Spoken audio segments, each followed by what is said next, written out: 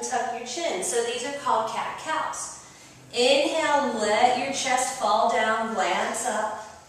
Exhale, round it up, just like that angry Halloween cat.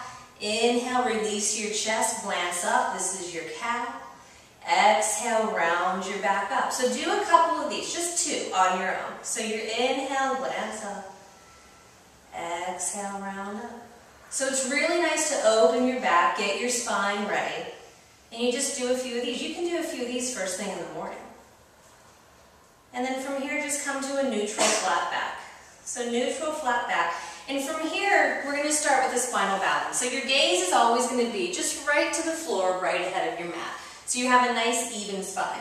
From here, just extend your right leg out behind you. And don't crank your hip up. So let that hip be really square towards the mat. Let your foot flex towards the back of the room. So your heel is pushing towards the back. From here, just reach your left arm out in front of you. So your thumb is going to face up just as if you're shaking someone's hand. And really let your fingers extend nice and wide. So keep reaching your fingers towards the front. Lift up out of your right shoulder, don't sag into it. Reach your fingers towards the front, that biceps towards your ear. Your gaze is down and focused, breathing in and out through your nose. Take another deep breath, lift everything you can lift. Exhale, release it all down. And then we switch sides. Send your left leg out behind you. Right arm out in front of you.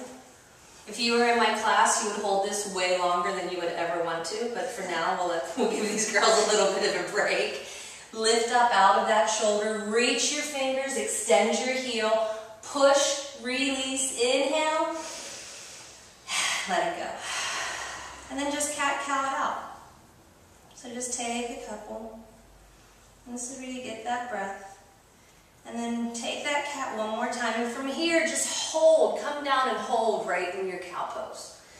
So see how your tailbone is nice and lifted up. Your shoulders are released down your back. And let's come into the first downward facing dog. So right from here, just start tucking your toes and straightening your legs. Yep, perfect. Right into down dog. And so from here, it's nice to walk your dog a little bit. So bend your right leg and bend your left. I like that. Walk the dog. Walk the dog. Maybe even sway your hips a little bit from side to side, so that way you get a nice stretch in your right side and your left side. And let your head hang. So no tense necks. No wrinkles behind that neck.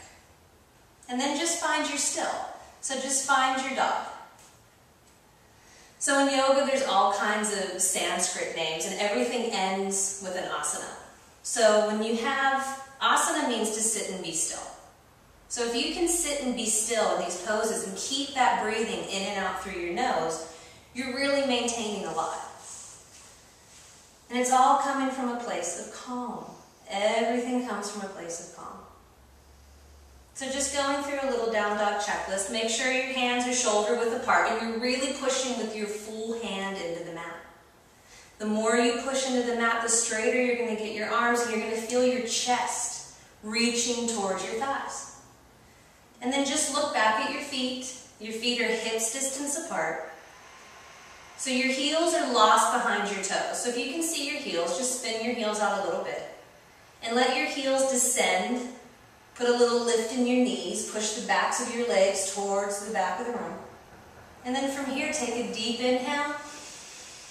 And exhale. And inhale.